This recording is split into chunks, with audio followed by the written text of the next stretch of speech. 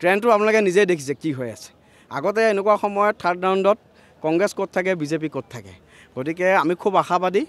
নিৰ্বাচনৰ গণতন্ত্ৰ এটা মূল উৎসৱ আৰু গণতান্ত্ৰিক ব্যৱস্থা এটাৰ আমাৰ ভাৰতীয় যি ভাৰতীয় গণতন্ত্ৰ এইটো এটা মূল শক্তি গতিকে গণতন্ত্ৰৰ উৎসৱত অংশগ্ৰহণ কৰিব পাই মই নিজে খুব সৌভাগ্যৱান অনুভৱ কৰিছোঁ আৰু খুব আত্মবিশ্বাসী আমি জিকিম উন্নয়ন সবকা সাথ সবকা বিকাশ সবকা বিশ্বাস সবকা প্ৰয়াস মাননীয় প্ৰধানমন্ত্ৰী নৰেন্দ্ৰ মোদী ডাঙৰীয়া আৰু মাননীয় মুখ্যমন্ত্ৰী ডক্টৰ হিমন্ত বিশ্ব শৰ্মা ডাঙৰীয়াৰ নেতৃত্বত আমাৰ চৰকাৰৰ যি উন্নয়নমুখী ৰাজনীতি যি সবকা সাথ সবকা বিকাশৰ ৰাজনীতি সেই ৰাজনীতি লৈ পেলাই আমি উন্নয়নৰ ইছ্যু লৈ পেলাই আমি ৰাইজৰ মাজত গৈছিলোঁ মই চামগুৰি ৰাইজক মই প্ৰণাম জনাইছোঁ নিৰ্বাচনৰ এতিয়াও হয়তো 3টা ৰাউণ্ড গৈছে গতিকে এই 3টা ৰাউণ্ডত আমি যিমান ভাবিছিলোঁ তাতকৈ আমি বেছি ভাল ৰিজাল্ট এতিয়ালৈকে পাইছোঁ গতিকে ভগৱানৰ ওপৰত বাকী ৰাইজৰ ওপৰত বিশ্বাস আছে ভাল হ'ব আমাৰ ভাল হ'ব আপোনালোকক মই নিজেই কৈছোঁ মোতকৈ আপোনালোক বেছি অভিজ্ঞ আপোনালোক ইমান দিন আপোনালোকে সাংবাদিকতা কৰিছে মোতকৈ আপোনালোকৰ অভিজ্ঞতা বেছি যে এনেকুৱা ধৰণৰ ইলেকশ্যন ট্ৰেণ্ডৰ সময়ত গতিকে আপোনালোকৰ মানে মইহে আপোনালোকক সুধিছোঁ যে এনেকুৱা ট্ৰেণ্ডে কি কয় আমিতো খুব আশাবাদী খুব আত্মবিশ্বাসী আৰু আমি খুব ভালকৈ আমি জিকিম আমি আগৰ পৰাই কৈ আহিছোঁ আমাৰ কাৰণে সকলো সমষ্টি সমান আমি পুনৰাই মই কৈ আহিছিলোঁ মই যেতিয়া নিৰ্বাচনত ৰাজনীতি কৰিছিলোঁ ৰাজনীতিত প্ৰতিদ্বন্দ্বিতাত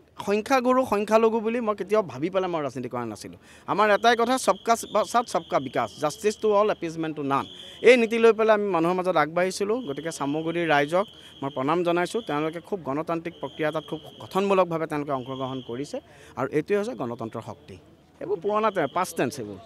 এইবোৰ পাষ্ট টেন্স এইবোৰত আমি একো ক'ব নালাগে প্ৰশাসনে এইটো গোটেই বস্তুটো নালন ভৈদ কৰিছে গতিকে এইবোৰ পাষ্ট টেন্স আমি এতিয়া ভৱিষ্যত লৈ আমি সদায়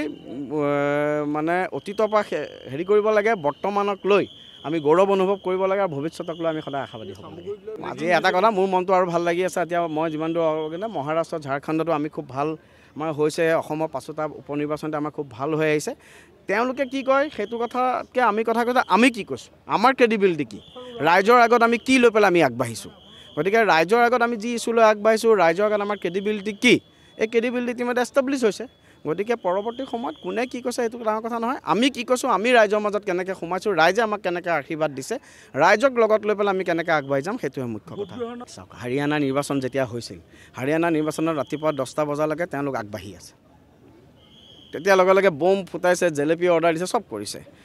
11টা বজাৰ পিছত যেতিয়া তেওঁলোক পিছ পৰিল মেচিন বেয়া হ'ল গতিকে আচলতে কি হৈছে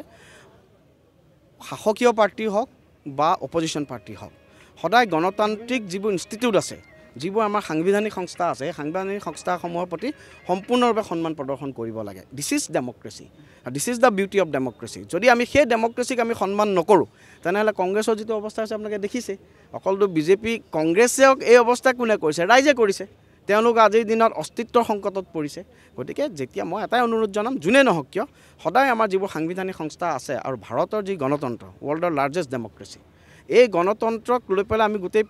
গৌৰৱ অনুভৱ কৰোঁ এজন ইণ্ডিয়ান ভাৰত কিহৰ কাৰণে আমাৰ সাংবিধানিক সংস্থাসমূহ সাংবিধানিকভাৱে খুব শক্তিশালী সাংবিধানিক সংস্থাৰ ওপৰত সদায় বিশ্বাস ৰাখিব লাগে সাংবিধানিক সংস্থাৰ ওপৰত আমাৰ সদায় অপৰিসীম বিশ্বাস আছে আৰু এই বিশ্বাস আমাৰ সদায় থাকিব আচল ট্ৰেইন আহাই নাই এই আচল ট্ৰেইন অলপ পিছত আহিব